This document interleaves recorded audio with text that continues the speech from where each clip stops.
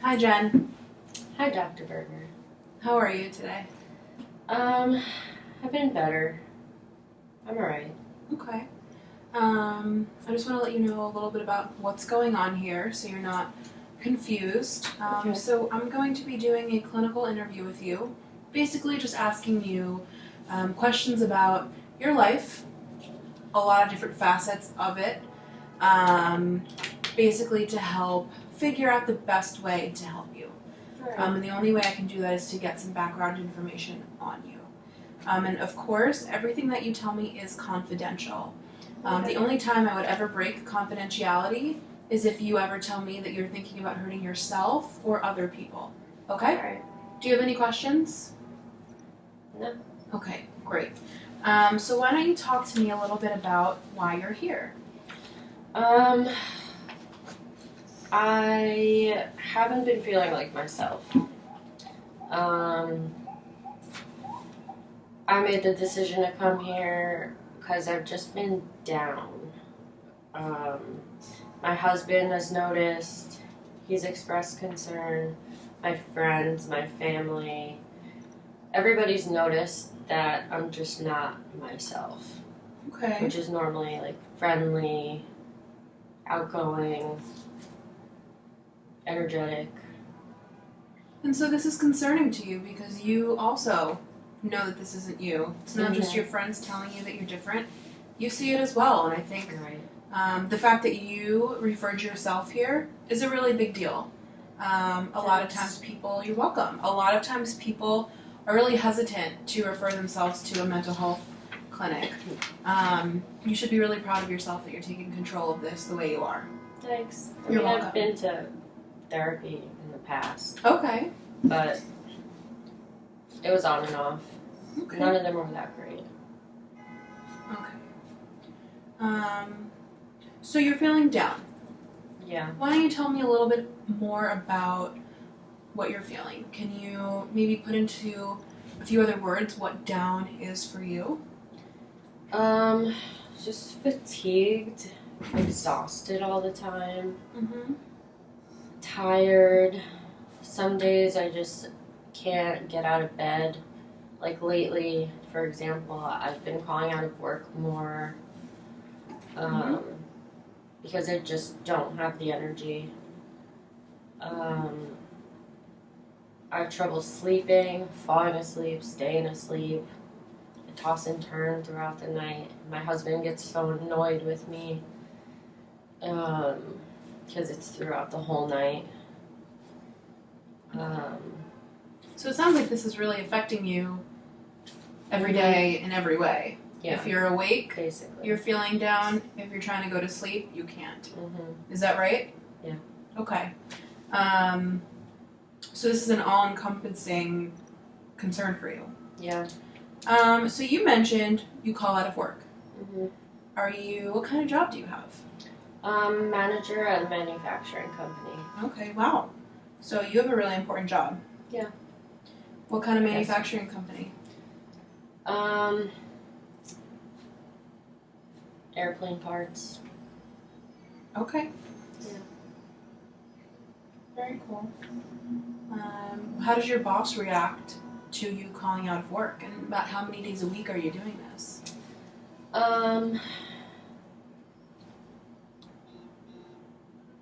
Maybe I try not to, since I am a manager. Right. And I do. It's not like I like to call out, you know. Mm-hmm. I feel like I'm just being lazy. Okay. So that makes me more frustrated. Okay. But, and I feel guilty about it. So, not too often. Maybe I just did yesterday and the day before. Mm-hmm. But I haven't been doing this for a while. No, it's on and off. Okay. So maybe 2 to 3 times a week? No, 2 at the most. Okay. But I only get a certain amount of days, you know. Right. So I can't do it that often. That must be concerning to you as well. Yeah, that's stressful. I can imagine. So I want to jump a little bit. Okay. I'd like to learn a little bit more about your childhood. Sure. How did you grow up? Were your parents, did you know your parents? Yeah. Were they married, divorced? They were married and then they got divorced. Okay. How old were you when they got divorced? 18. Okay. So that was something that probably took a really large toll on you when you were a young adult. Yeah, definitely. Was that hard for you to go through? Yeah. Even though I was 18, you know, I Mhm. was like basically grown, like about to go to college. That was Yeah. still really difficult. Yeah. Even though like their relationship was shitty my whole life, but What kind of relationship did they have? my mom was passive and my dad was more not like authoritarian, but like somewhere between authoritative and authoritarian. Okay. So there was always a lot of pressure on me to do well, me and my sister. I have a younger sister. 2.5 years younger.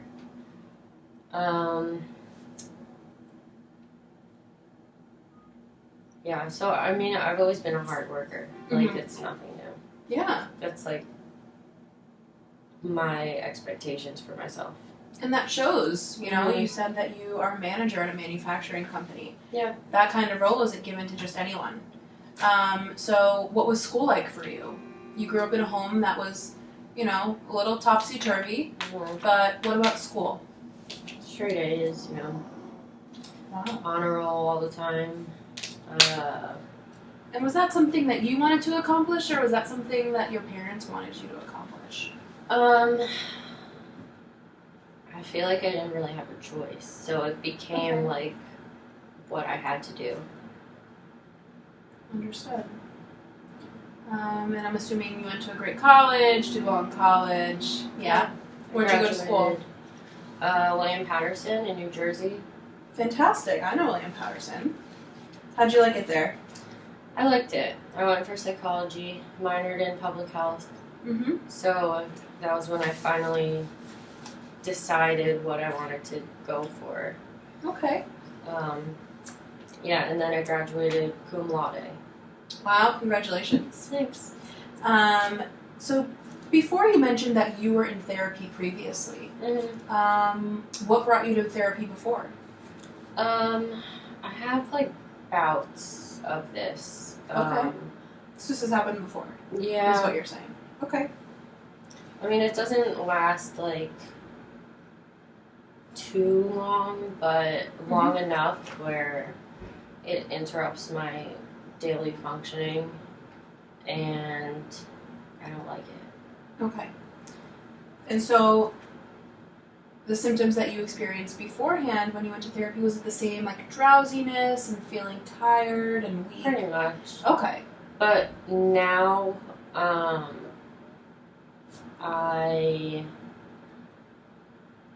just feel like worthless and ashamed because I'm not like living up to my expectations for myself. I'm very critical of myself. Yes. If you couldn't figure that out. And that's a hard way to live. Yeah, it is. You know? It is. It is. So it's just shitty. Really Well, shitty. I'm sorry to hear that. Thanks. You know, people that do put that kind of pressure on themselves have times like this where things aren't going their way and it's not according to their plan, their master plan that they made 20 years ago, but that's life. And, you know, I'm grateful that you are sharing this with me because this is really important information for me to know when we start building a treatment plan for you. So I'd like to know a little bit more about your friends. Do you have a good support system? You mentioned you're married. Yeah. Yeah. My friends are good.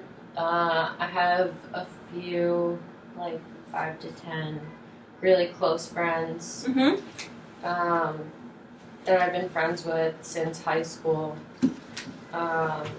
And like I said, I'm usually friendly and outgoing, and more upbeat. So I talk to a lot of people. I have a lot of friends, but Wonderful. I have like some really close friends too Okay. that I've had for a while. Fantastic. So I'm sure that gives you some sense of comfort, knowing you have people that care about you and love you.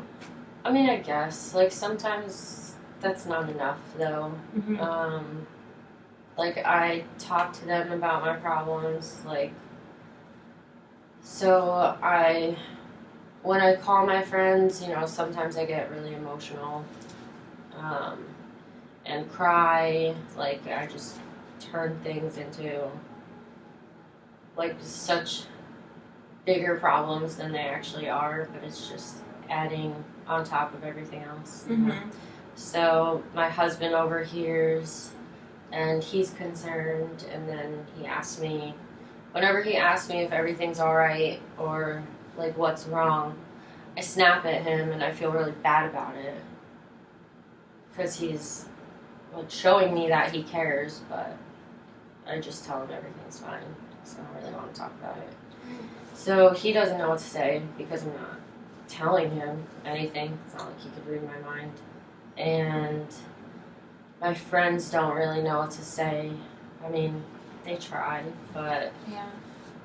it doesn't really help. It's just like, wow, that sucks, or you know, you'll feel better one day, or nothing useful. Yeah, I think it makes sense that you're kind of feeling like you're in this stalemate with your husband and your friends. Yeah. You want to talk to them, you tell them what's going on, but you're not getting anywhere. Right. And I think it's always important, and what I tell a lot of my clients is that your friends are not licensed mental health counselors, right? Yeah. You can talk to them all you want, but it's maybe like a little unrealistic to, you know, think that they'll fix all of your concerns, right? Yeah. But I think the fact that you're opening up to your friends and that they're taking care of you and they're helping in the best way they can is really great. Yeah. And that's I very appreciate fortunate. it. Good. So obviously you've given me a lot of information in the last 10 minutes. Kind of just want to summarize before I move on to make sure we're on the same page, okay? Sure. So from what I understand, the reason that you're here, and this isn't the first time you've gone to therapy for it, Right. is you're fatigued, you're exhausted, you have trouble falling asleep, you have trouble staying asleep. This is affecting your marriage, it's affecting your job, it's affecting your overall happiness, your relationship with your friends, Yeah. and it's upsetting, and it's hard to go on. Yeah. Definitely. I understand, okay. I mean, we both know that you are very accomplished, you work really hard, but life gets hard sometimes. Would you like some water? Oh, I have. Thank you. Okay, you're welcome. Life gets hard. So that's always just something to keep in mind. Yeah, I know. It's just sometimes it's just too overwhelming. It's like too hard at one time. Yeah. Yes. I can absolutely relate to that. So I want to ask you a little bit about any medical history that you have, whether you've ever maybe had a brain injury, you've hit your head really hard, a concussion, you've broken any bones in the last few years. I broke my finger. Oh, okay. And when I was like around 5, I fractured my elbow. Okay. But that's about it. Okay. Interesting. And kind of going off of that, has anyone in your family ever had any sort of mental health diagnoses, any sort of medical history? No. No. Okay. Tell me a little bit about your sister. Well, what about her? So she's 2.5 years younger than Mhm. you. Are you close with her? As the years have gone on, like now we're a lot closer, but Mm-hmm. when we were growing up, I kind of hated her. She always copied me, you know. Yeah, typical younger sister things. Yeah, Mhm. it was annoying. Yes. So, But that's always something you should take as a compliment. Yeah. Because it means she wants to be like you. Yeah. At the time, I didn't see it that way. But, Yeah. I know, it's always hard to with younger siblings. Yeah. But now we're closer. Wonderful. Were you, what is your relationship with her like now? You mentioned that you're closer. Yeah, we talk more. Like when we can. We're both busy. Yeah. She's a nurse. She's in med school. Okay. So she's always got something going on. Yeah. All right. Wonderful. Yeah. So as per my agency policy, I do have to ask if you've ever thought about killing yourself before. I mean, lately, like, the idea of death has, like, crossed my mind more. Mm-hmm. But not so much. I've never considered suicide before, and I've never self-harmed, like, nothing like that. But, sometimes I just think, like, it would just be easier, you know, if I was dead. Because I basically feel dead on the inside. So, like, when I feel so worthless. So you feel like ending your life may just make things easier for you because you already kind of feel like there's just nothing going on. Yeah, I mean, I know I have a lot to live for, but I mean, that's how it's always been. Yes. I don't expect anything else for myself, so it's like nothing new. I understand.